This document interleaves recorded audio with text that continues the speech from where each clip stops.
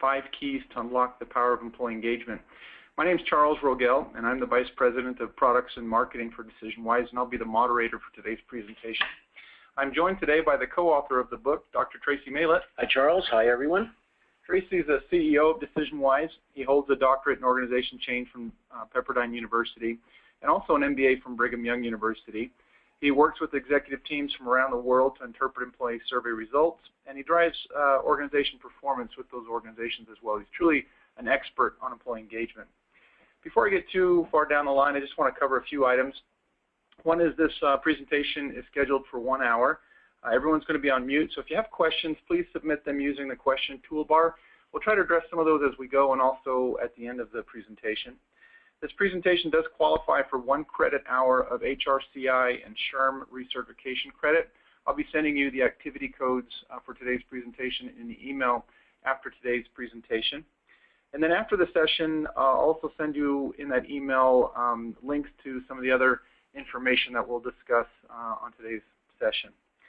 So Tracy, before we get too far into the content, I wanted to kind of have you explain kind of the why behind the book. You know, why did you write MAGIC? What were the main reasons? You know, there's a lot of talk today about employee engagement. Sure.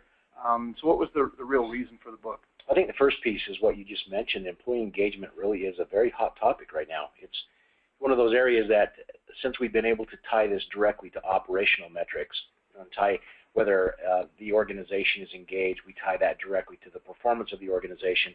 That's gained a lot of head turns. We can solidify the results, so that's been a big part of that. So also measurement, exactly right. We can tie that to specific business results. I think the next thing is, because of that, we're seeing all kinds of information that's also false. And that's one of the things we want to talk about in this webinar. One of the reasons why we wrote this book is to dispel some of those myths. Our database is huge. This is based on over 14 million responses, so it's certainly one of the largest of its kind, if not the largest. Yeah. And the idea here is we can support this with data rather than just philosophy or idea.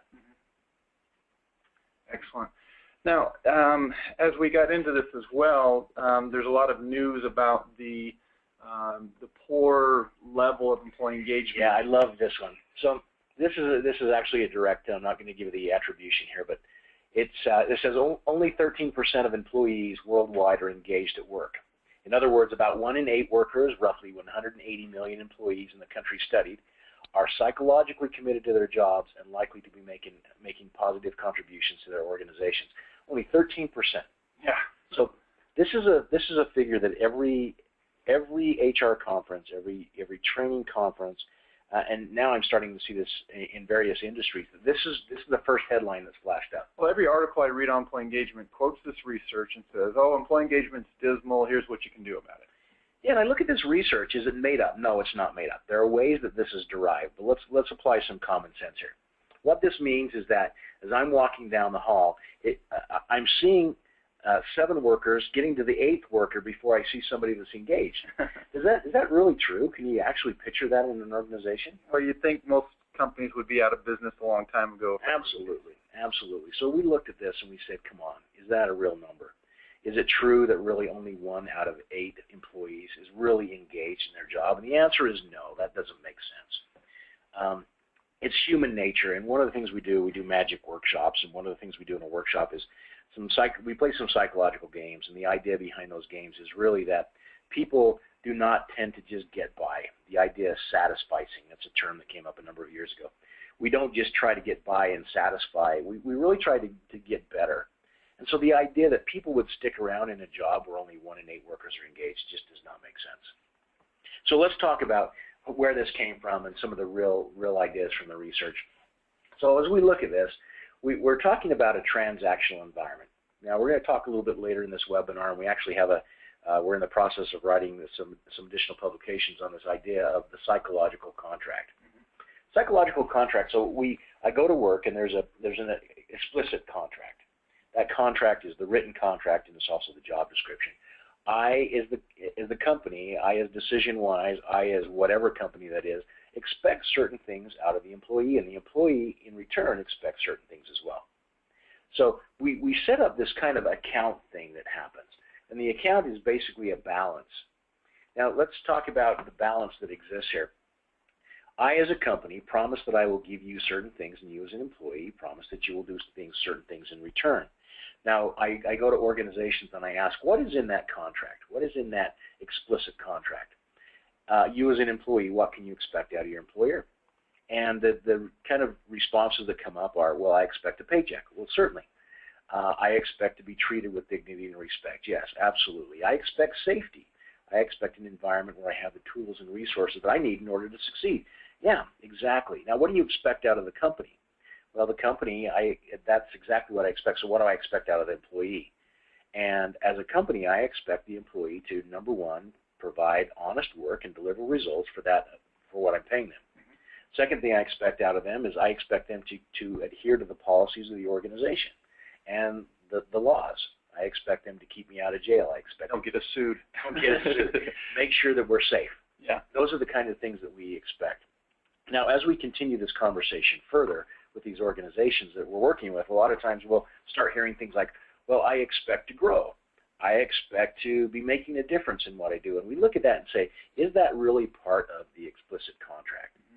And the employees look at that and say, you know, that's not really part of that. That's part of what we refer to as a psychological contract. Yeah, so it's like you expect, hopefully, to advance in the organization, exactly. Get a promotion, get a raise. Maybe there's some dividends or stock options there, and you're hoping the company succeeds and you get a good payout. Possibly. Like you know, those are things that are written into the money piece of this.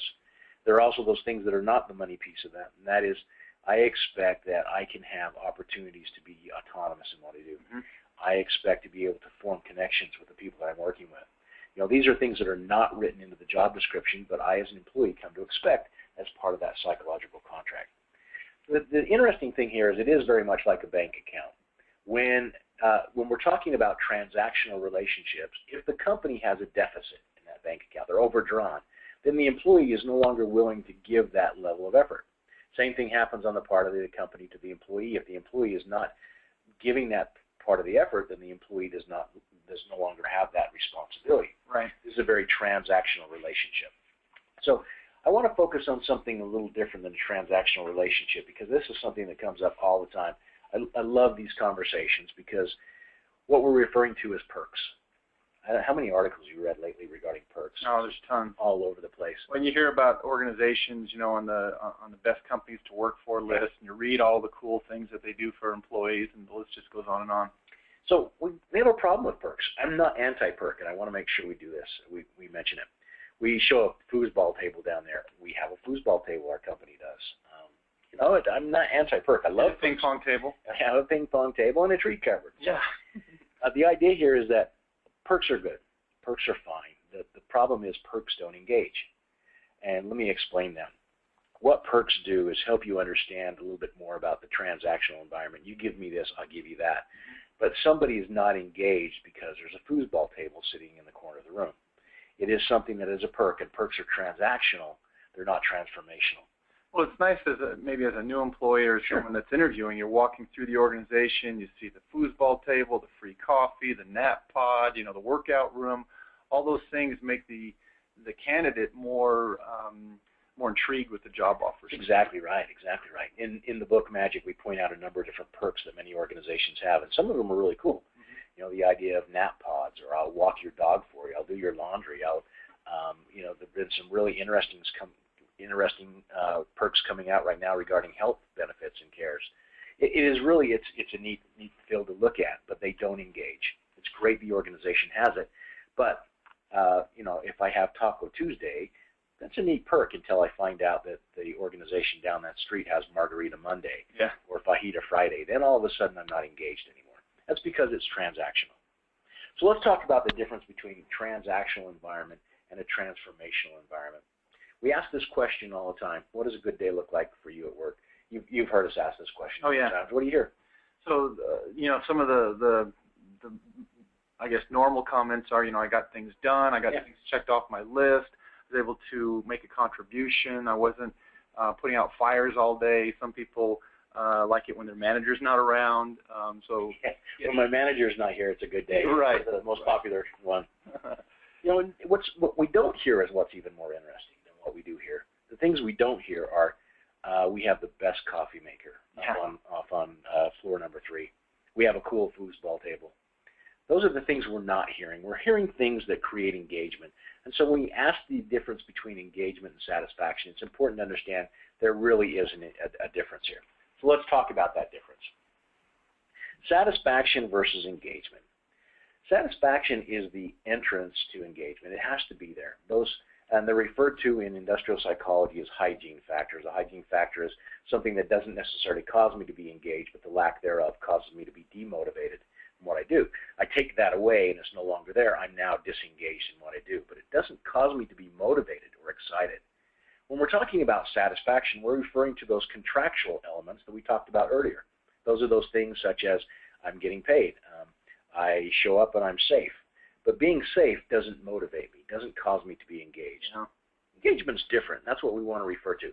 That is one of the purposes of this book, is to help people understand the difference between satisfaction and engagement. So let's read the definition of employee engagement.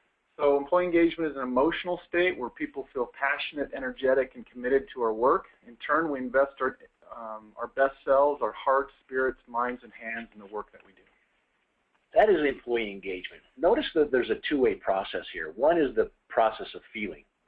So there's been a lot of literature over the last couple of years on happiness, and I love it. I love reading it. The problem with the happiness piece and the factors that are involved there, they don't necessarily cause us to do something. Again, I do appreciate the literature, and I think it's excellent that's out there. That's different than engagement. Engagement implies that we both feel and we actually do something about that. So the second part of that is we fully invest our best selves, our hearts, our spirits, minds, and hands in what we do. Let's define that second paragraph there, because I think that's important.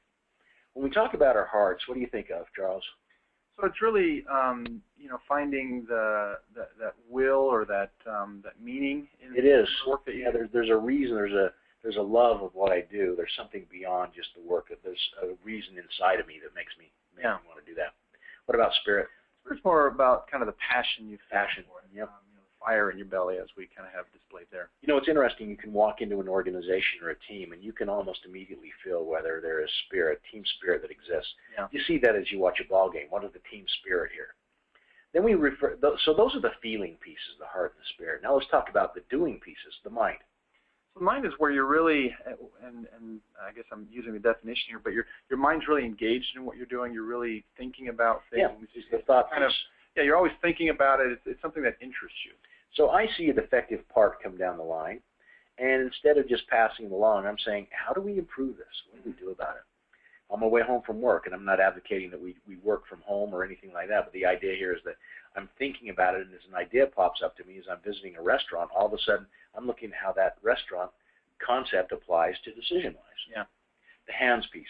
Hands is about doing things. So you actually take action. You kind of implement all these ideas and this passion that you have. Good. Yeah, this is where we start moving forward.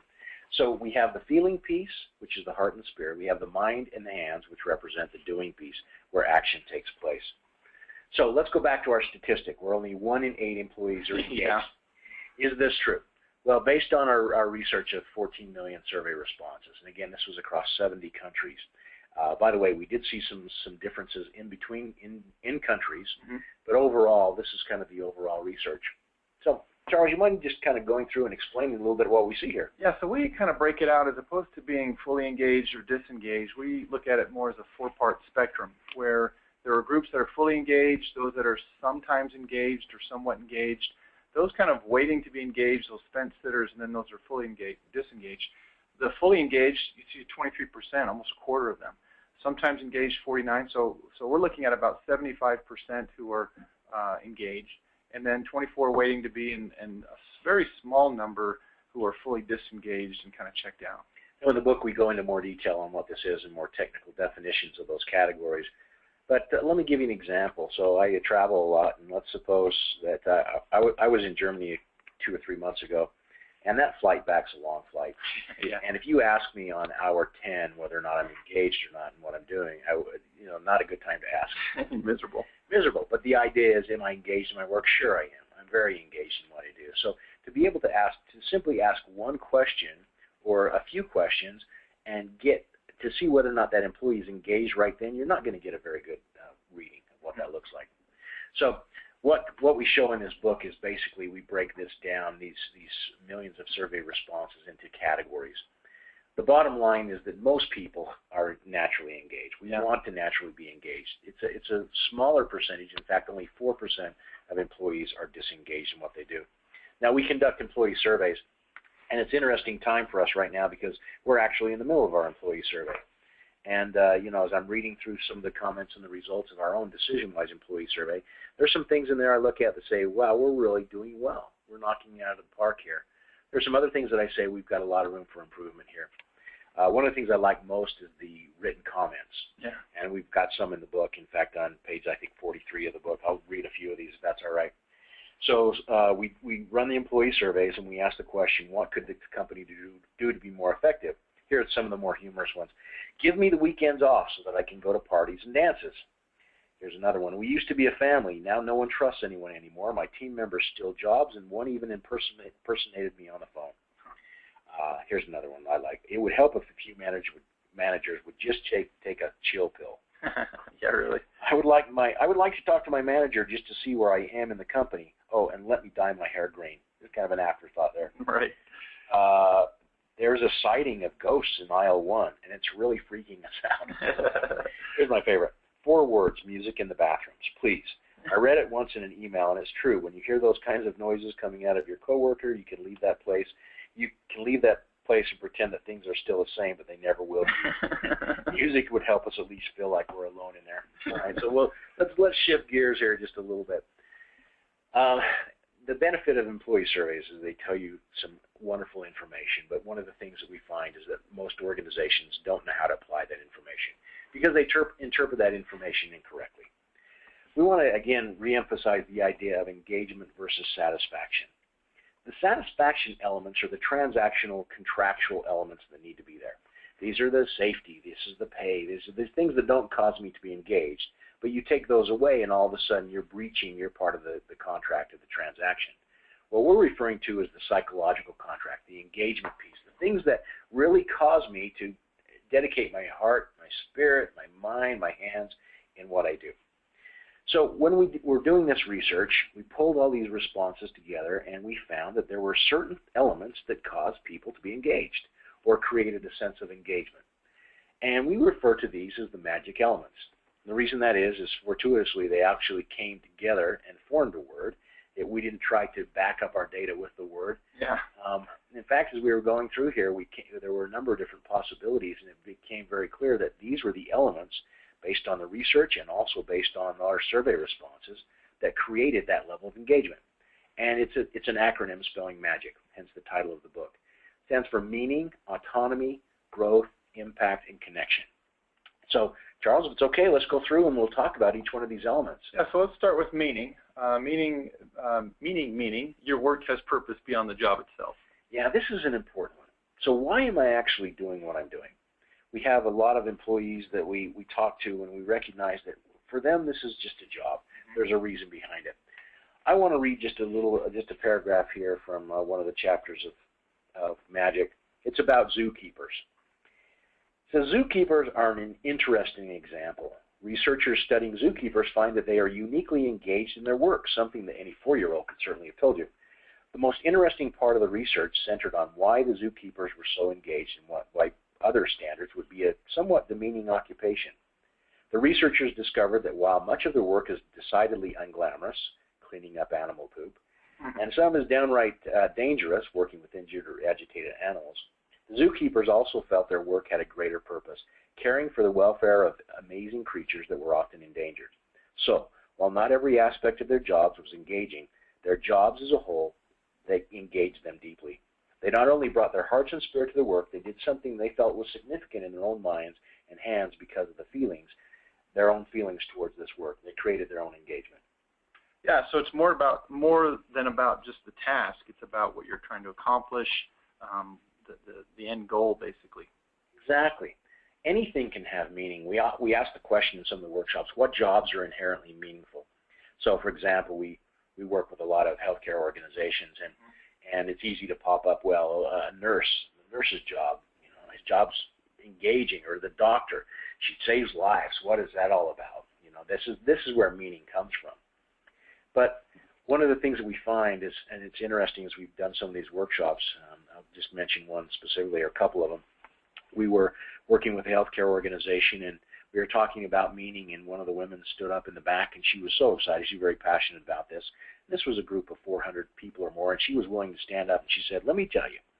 She said, I work in dietary, and I understand that for a nurse or for a doctor, their jobs may be meaningful for them, but let me tell you what I do.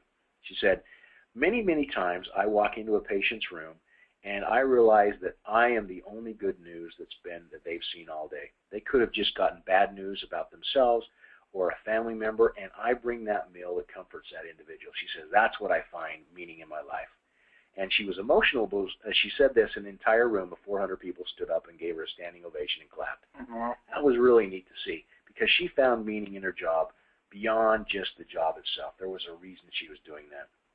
I told that story in another workshop, another healthcare organization, in fact. And they found that fascinating. One of the women that raised her hand, and this was an organization of a couple hundred people, and she said, I want to tell you about my colleague here. And she pointed to the person next to her, and she said, she works in the gift shop. After the gift shop closed one night at 11 o'clock at night, it was closed fairly late, she said, I received a call from, or actually a knock on the gift shop door just as I was about to leave, from a parent of a patient, of a young child. And she said, and that parent was there to buy a stuffed animal for that child who was very, very ill. She said, I opened up that door and I went and got that stuffed animal, and I took that up personally to that patient's room. She said, I find meaning in the job that I do beyond just selling stuffed animals in a store. Cool. That's meaning. Wow. So let's talk about mission statements and meaning for just a second. This one, this is a mission statement. This is an actual mission statement. We list a few of these in the book. So the mission statement is this: the company's primary objective is to maximize long-term stockholder value while adhering to the laws of the jurisdiction in which it operates, and at all times, and at all times observing the highest ethical standards. Let me Dean Foods. Yeah. Okay, I'm not. I'll read you a few others. Let's talk about Sony Europe for just a second. Here's another one that's in the book. Sony is committed to developing a wide range of innovative products and multimedia services that challenge the way consumers access and enjoy digital entertainment. By ensuring synergy between businesses within the organization, Sony is constantly striving to create exciting new worlds of entertainment that can be experienced on a variety of different products. Oh boy. I'm not here to bash mission statements, but let me read another one, and I'll show you where I'm going in just a second. ExxonMobil. We are committed to being the world's premier petroleum and petrochemical company. To that end, we must continuously achieve superior financial and operating results while adhering to the highest standards of business conduct. These unwavering expectations provide the foundation for our commitments to those with whom we interact.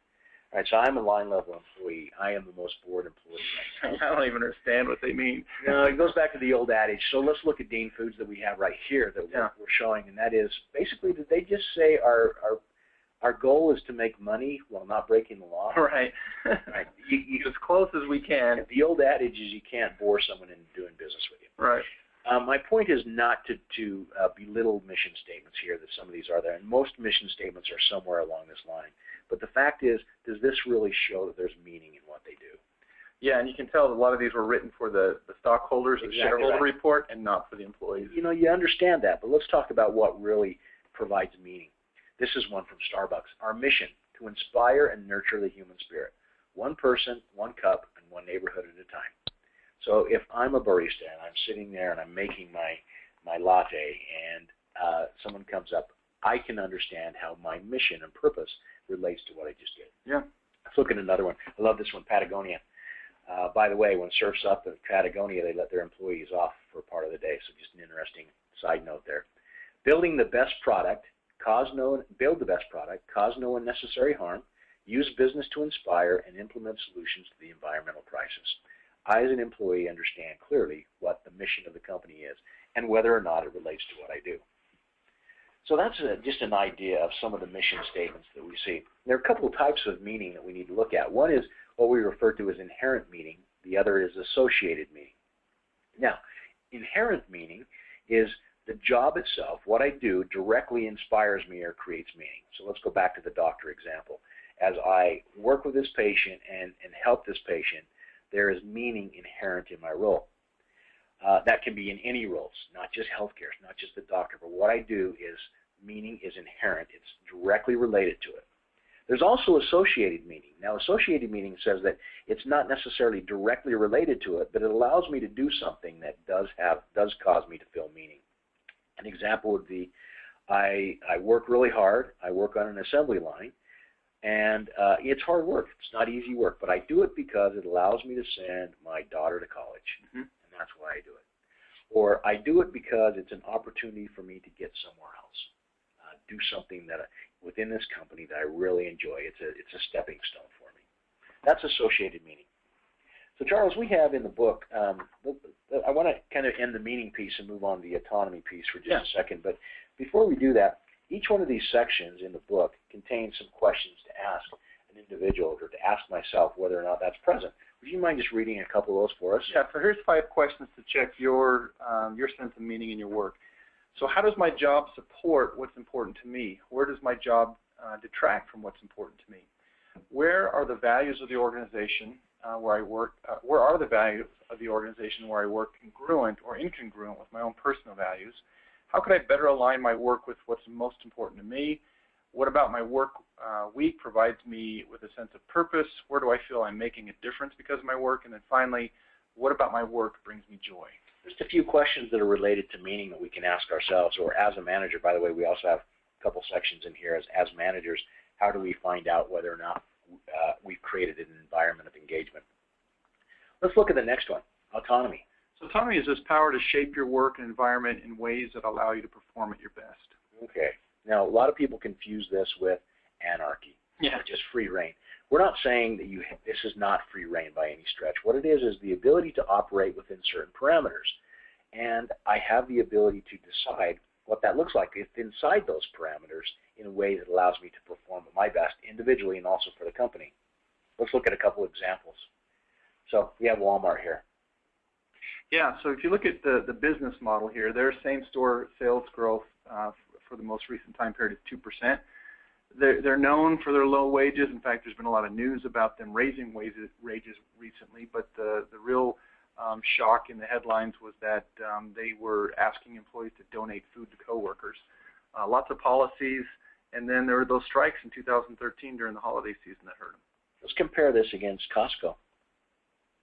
Costco, obviously a different business model, but you can see the increase or the difference in same-store growth sales was 5% compared to 2%. And they have members that are actually willing to pay $55 a year. When I walk in, every single time I go into a Costco, I say, did I just pay for the privilege to shop here? Right. I'm willing to do it. So then the manager... This one is key. This one is key. So the manager has power to hire, fire, and manage with little corporate interference. So as a manager, one of the things that happens is Costco gives their employees and their managers the ability to act, whereas in other organizations that ability is not there. Here's another one that I thought was really cool. The guidelines are written by employees. Yeah.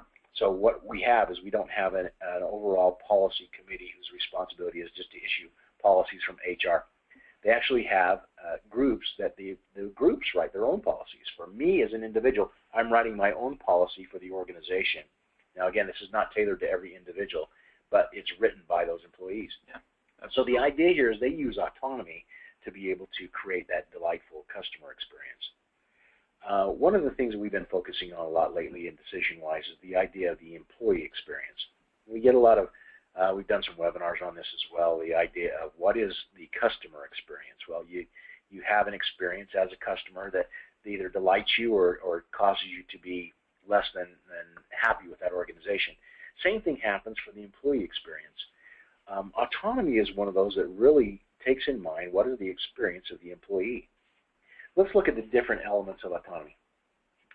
4 different elements: spatial, temporal, social, and task. So when we talk about autonomy, not all of these elements are going to be present, but to the degree to which we can maximize these elements, there's going to be a more autonomous environment. The first one is spatial. So spatial is where I work. So this is the idea that I do control my area, my cubicle. I control my office. I control whatever it is, but the space around me, I have some say over that space. This is also the work from home argument here too. Yeah. Now we realize that that I can't necessarily decide I'm going to work from home. It doesn't always work. But the degree to which I have that spatial autonomy will also help me dictate that level of autonomy overall. The next one is temporal. Temporal is what time I work. Basically, do I have control over my work time or not? The next one is social, and that is with whom I work. And the final one is task. That's the way I do the task, or the way to perform those duties. Now, let's be honest on this one. Let's go back to our medical example. Let's suppose I'm a nurse, and I say, what I'd really like to do is I only want to see patients from 11 in the morning till 1:30 in the afternoon. And by the way, they're going to come to my house, and I'm going to choose the way I do it. It's just not practical. But again, the degree to which those elements are present will tell whether or not I have certain levels of autonomy. In my job, I have a lot of task autonomy. I can choose how to do things. I have a lot of social autonomy as well. I can choose what are those clients that I work with, who are the people that I work with. I have some degree of temporal autonomy, and I have some degree of spatial autonomy, but my temporal autonomy is often dictated by the client engagements that I have. Yeah. So I don't necessarily have all of that, but am I engaged? Sure I am. Let's look at the next one. Before we do that, you want to talk about some of the questions that, relate to the autonomy piece? So as you're thinking about autonomy, here's some questions to ask yourself. What types of autonomy, spatial, social, temporal, or task, are most important to me, and where do I get this in my job, and where is it missing? How does the level of autonomy that I have at work impact my level of autonomy outside of work? Where am I unclear about what level of autonomy I might have? And then in what parts of my job do I feel I have the freedom and power to do my best work, or where do I feel limited?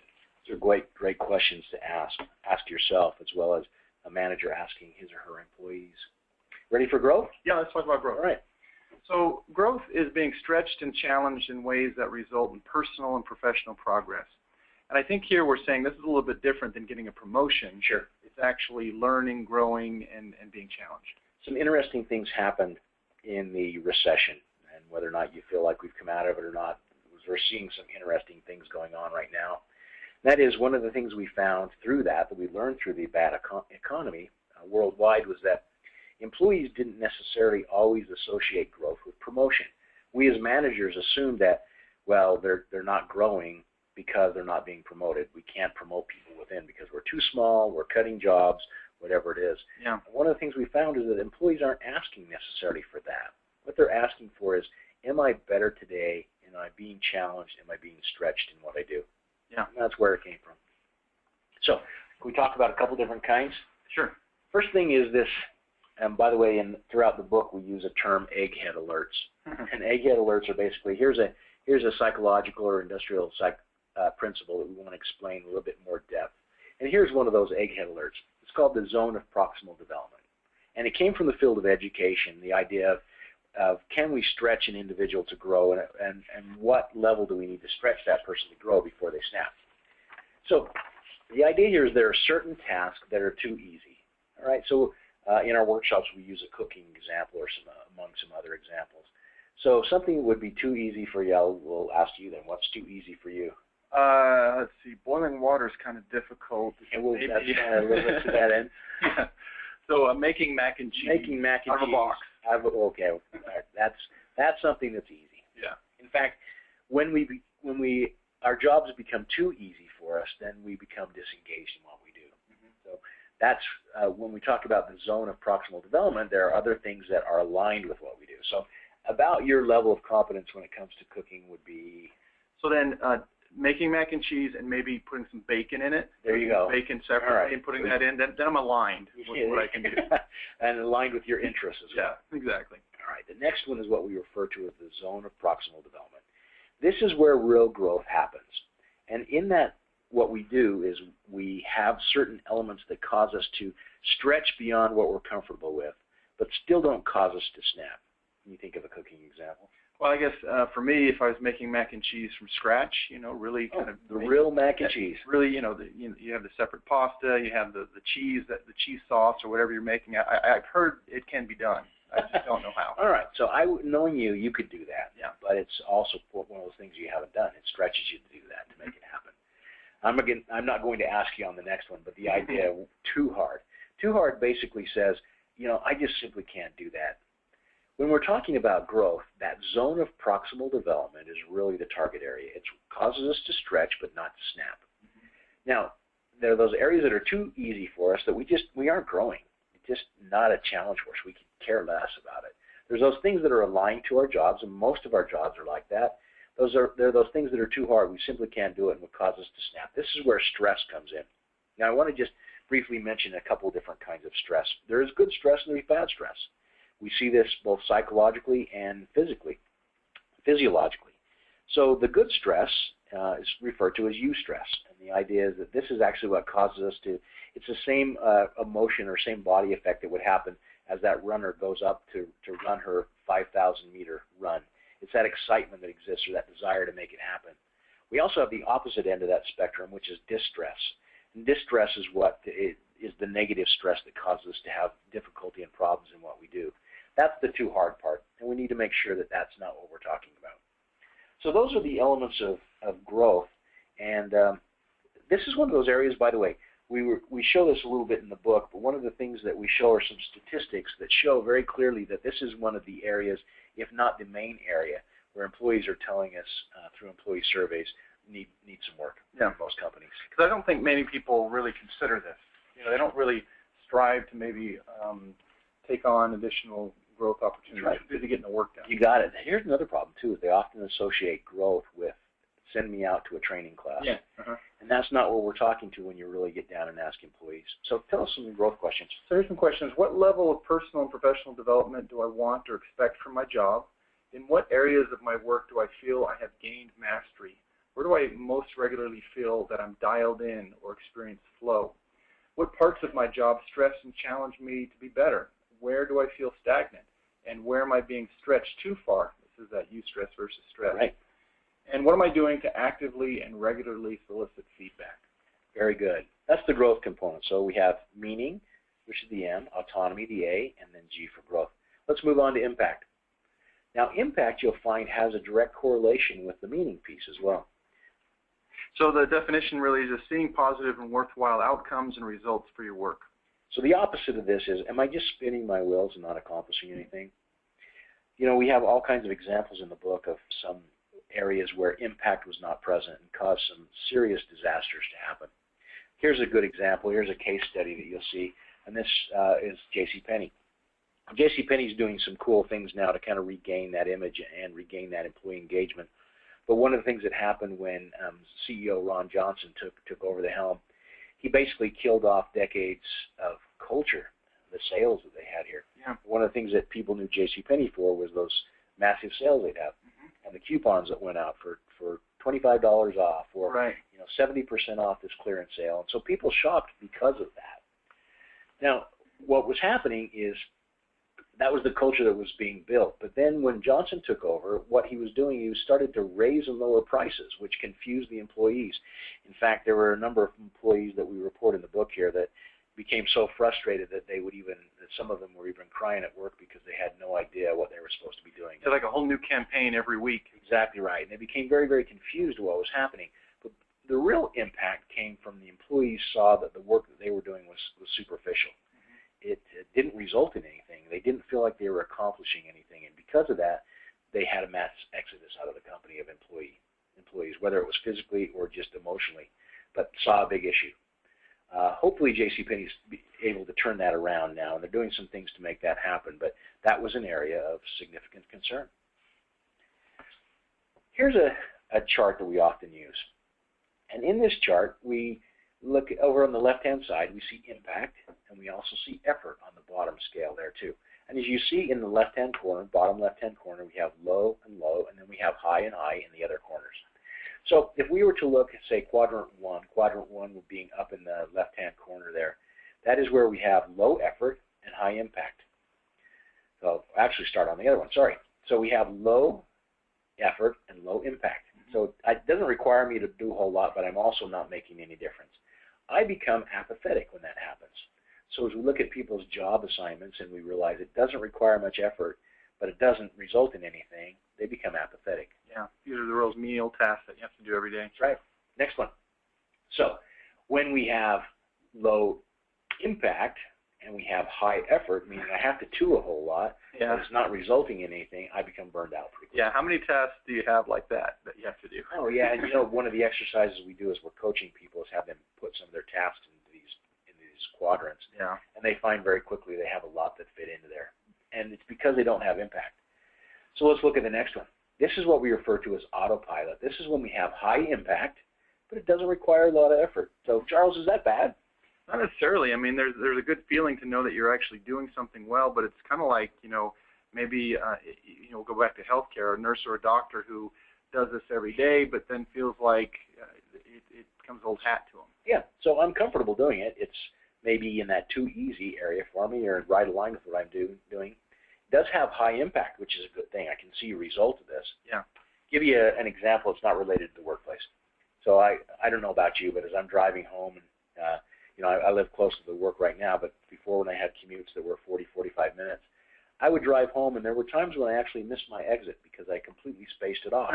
Or you look back and you say, wow, I don't remember the last 40 miles that I just drove. Yeah. It's not because I'm texting. I don't do that. It's because it becomes something that allows me to accomplish something, but the effort's not there. So I disengage in that, even though I've accomplished a result, and that's autopilot. The zone where we really want to be in that creates engagement is high effort, high impact. I can continue to work and expend high effort over a period of time if I see results of that. Mm-hmm. But if I don't see results, I become burned out in what I do. Yeah, it's a lot more fulfilling as well. It is. So that's where we come up with impact. Impact is one of those that's related directly also to the idea of meaning, because when I feel like I'm accomplishing something and it's something that I feel like is part of my purpose, then I become engaged. You have some questions on this? Yeah, so where does the effort I put into my work exceed the results that I get? Where do the results outweigh the effort? Do I generally see the end result of the work that I do? Why or why not? In what parts of my work do I feel like I'm making progress? Where am I spinning my wheels? And how do I know when I'm performing and when I've achieved my goals? There was a job that I had a number of years ago, and it was actually my first big professional job. And I was put into a position that I felt really excited about, and I got there the first day, and it was a busy first day. I went through the orientation process and everything. Then I was kind of left alone the next day, and it was okay because I was able to go and find some things and understand the organization a little bit better. Come about the second or third week, I pretty well knew the organization, knew what my job was, but I didn't have anything to do.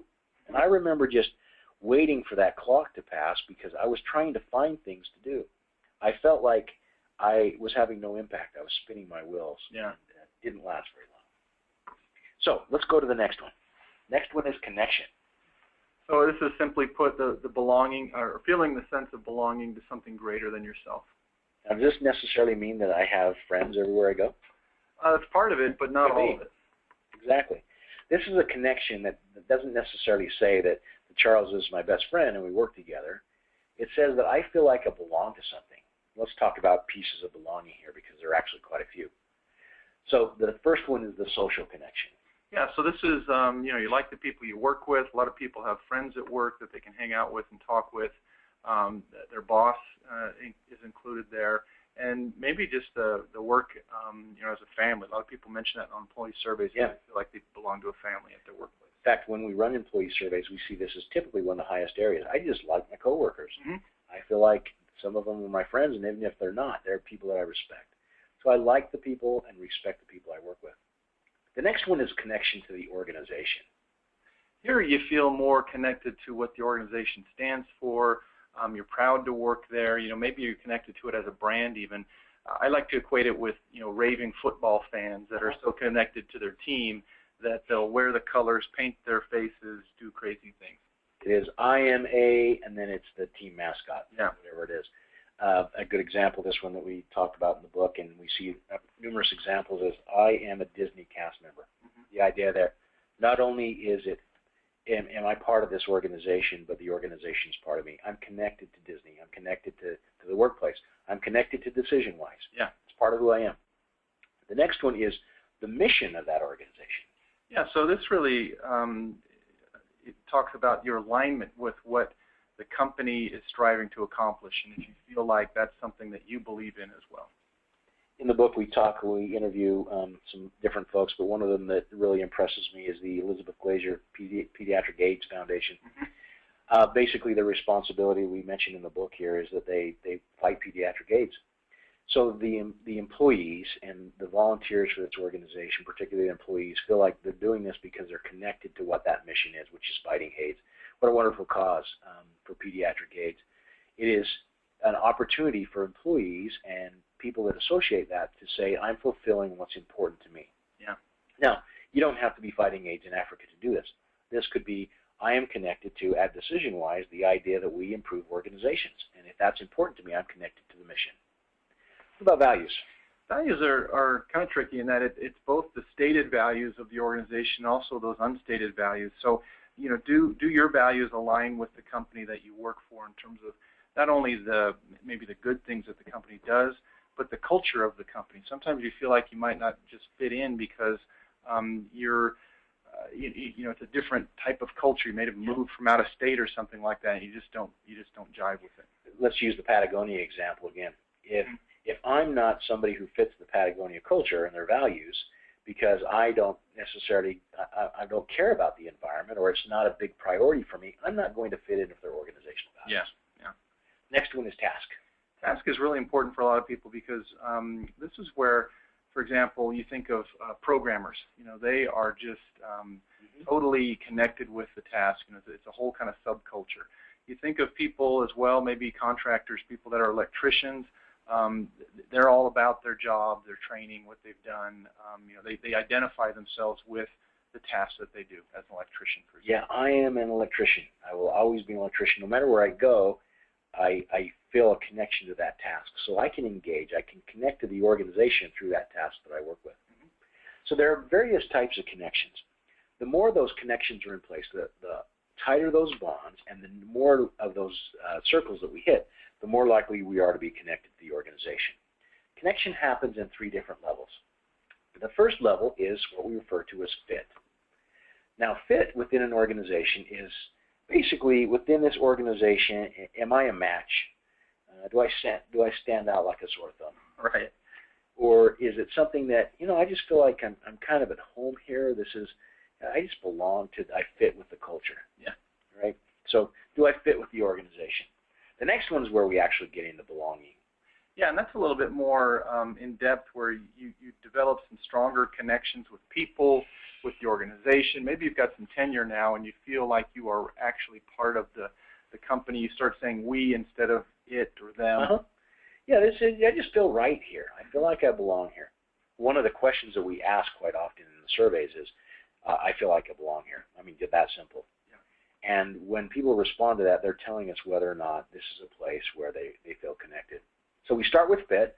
Fit is, do I fit in here? Am I a sore thumb, or is this right? The next one is, do I feel like I belong here? Have I found a home? The final one is integrate. And integrate's deeper.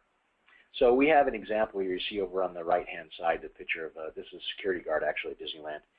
And reportedly this security guard would go up to, he felt so strongly about his connection to Disney that he would, when he'd see one of the young princesses dressed up, he'd go up with his autograph book and he'd say, oh, a princess, fantastic. Would you please sign my autograph? Yeah. Sign your autograph, would you sign my autograph book? And they would become so excited about that.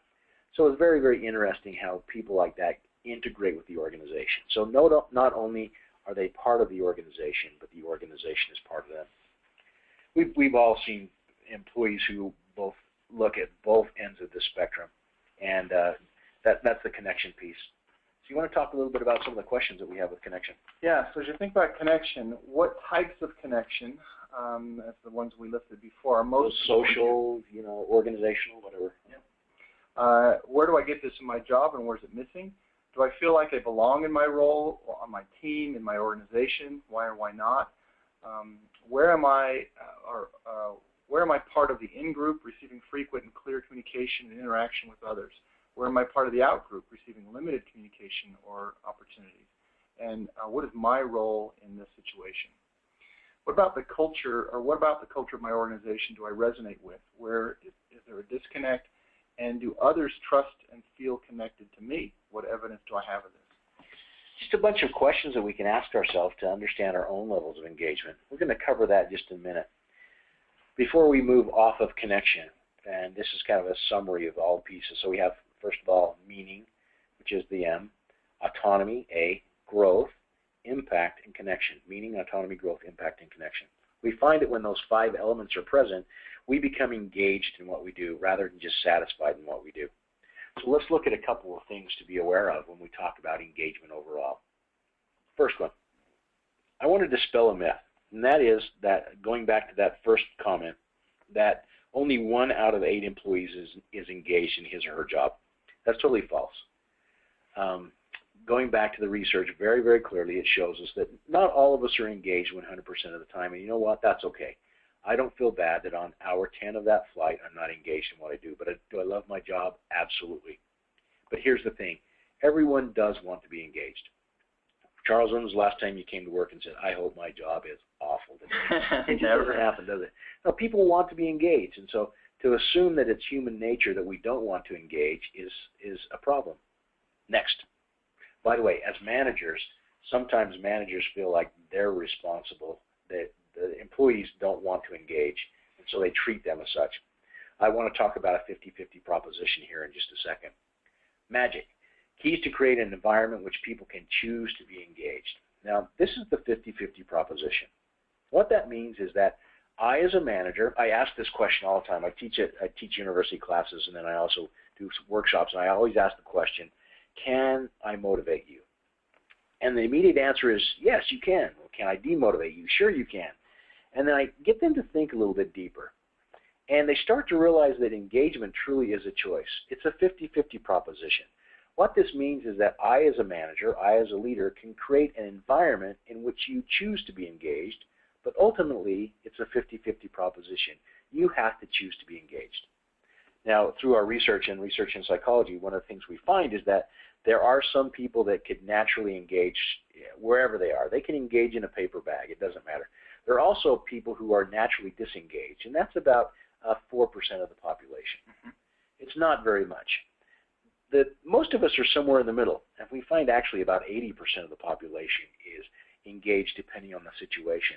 A manager's role is to create that environment in which I can choose to be engaged. The last part of this is everyone can engage. There's some people that we think that just can't naturally engage, and the answer is that that's true, but there aren't very many of them, and certainly not 1 in 8. And normally it's just they're not a good fit for the organization or the task that they're doing. And some people won't engage anywhere. Yeah. They won't engage here. They won't engage anywhere else. I'll give you some other research that the book points out. We do diagrams, and these diagrams are referred to as Sankey diagrams. It's a statistical method. And what we do is we can actually follow levels of engagement. So let me paint a picture here. We'll do an employee survey 1 year, and we assign that employee a number. So we're not looking at Charles as an individual, but Charles as a number, Charles number 300. And then we follow number 300 and his level of engagement over a period of 3, 4, 5, 10 years and see what happens. One of the things that we find that's really interesting is people who kind of fit in that opportunity group will move back and forth. So they'll become engaged or they can become disengaged. But something that's also very interesting is very, very few of those people who are fully disengaged will ever engage. In fact, it's less than 10% of the 4%. So very small minority. So how do you engage them? You engage them out of the organization. Yeah. Because they're not going to engage. Right. Now, most of us don't fit there. And remember, this was a 10% of that 4%, so very, very small amount. Most of us just need the right place to make it happen. We need to be able to choose to be engaged. So I, as a manager, my role is to create that environment in which people choose to be engaged. Thanks, Tracy. I've got a couple things that I want to transition here to before we start taking some questions. Some questions have come in here, and we'll have a few moments to answer those questions. But there's a few tools that I'll send you in this email. One is this opportunity to take our Engagement Magic self-assessment. So this is a free self-assessment that you can take on your own to measure your own level of engagement. So it's a quick survey. It has about 35 questions. You get a neat report that shows you how you compare to others that have taken the survey, as well as understanding the differences in scores between the different MAGIC components that we've had on our website. Also, we want to encourage you, obviously, to buy the book. And for those of you willing to write us a review on Amazon, we'll send you a free Kindle version. So I'll send out an email if you just want to reply to that, or send me an email saying you're willing to volunteer, I will send you a link with the free Kindle version. We want to know what you think, good, bad, or indifferent. Yeah, so rate it however you will. We're not looking for a great rating here, but I think you will. We'll take them. Yeah, but definitely we'll send you that free Kindle version so that you can write a review on Amazon with it as well. And then the last thing is, around the book we have a training for both employees and managers. It's called Engagement Magic Training. It's a day-long training for employees. It's about a half day to a day for managers, depending upon what you want to do. And it's really about engaging employees, teaching them about employee engagement. One of the findings that we find from many companies is that people just don't even understand what the concept means and how to find their own engagement and take responsibility for it. So that's what this training is all about. Yeah, there are really kind of two parts to this. One is, how do I choose to engage? The first piece is, I as an individual, how do I engage? And then the second part of that is, how do I create an environment in which others can choose to engage as well? So a couple questions that came in here, Tracy, and we'll open the floor here. If anyone else has questions, feel free to use the question tool to send them in. But one is, what are some tips for managers to engage their employees? What are some easy, quick wins that they can use to do that? Okay. You had me until you said easy, quick wins. Yeah. Yeah. And that's what we're often looking for. That's where perks come in. That's the easy, quick wins. Right. And we found out that doesn't happen. So the first thing I would recommend is understand the difference between satisfaction and engagement. Because most people go after attacking satisfaction. They try to give more raises. They try to bring in the foosball table, and really that doesn't engage. Yeah. What we say is you have to very clearly address those elements, the meaning, autonomy, growth, impact, and connection. Because no number of foosball tables or Margarita Mondays is going to create somebody engagement for an individual that doesn't find meaning in his or her role. Yeah. One of the things we do in some of the workshops, and it also explains this a little bit more in the book, is we have some questions that you as a manager can ask those individuals to help understand what you as a manager can help do to create that level of engagement for that employee. Last piece is, make sure that you understand that it is a 50-50 proposition. Your role as a manager is to create that environment, but it's the employee's role to choose. You as a manager can understand what engages that employee and create that environment, but you have to understand the employee. So another question here is, what if the job, the task itself, doesn't allow for much autonomy? There's a certain amount of rules that you have to obey. There's a certain task that you're responsible for, and you don't have much of those different areas of autonomy that we talked about before. I think that's a great question. Even in our company, there are areas that don't necessarily allow for complete flexibility in everything you do, and there are a lot of jobs where that's the case. The only piece of advice I really have on this one is, the more elements of autonomy are present, remember we showed a few of those, the more those are present, and the more those are present to a degree, the more engaged somebody's going to be. There are some jobs that they're just simply not there. Understand that if those aren't there, however, then your employee's less likely to be engaged. I wish I had some great advice on how to immediately create that. Just understand that that's what you're dealing with. Yeah, well, and some people, there's various levels. You feel various levels of engagement in those different, in the different magic elements, for example. So here's another piece of that as well. Is a lot of employees will assume that they don't have autonomy. Mm-hmm. So one of the things you can do as a manager is help them see where they do have autonomy. Yeah. And that's one thing that managers aren't very good at doing. So let me respond to a couple of the other questions that came in. Again, I'll be providing, if you'd like to write a review on Magic on Amazon, I'll send you a Kindle version of that. Just look forward to my email and reply, and I'll email the code to you for a free version. Also, this presentation does qualify for HRCI and SHRM credit for 1 hour. I'll send you the activity codes in this email after the webinar as well, so look forward to that. Tracy, I want to thank you very much for the presentation today. Charles, everyone else, thank you very much. I appreciate this opportunity. All right, and we look forward to have you join us on a future webinar. Thanks, everybody. Thank you.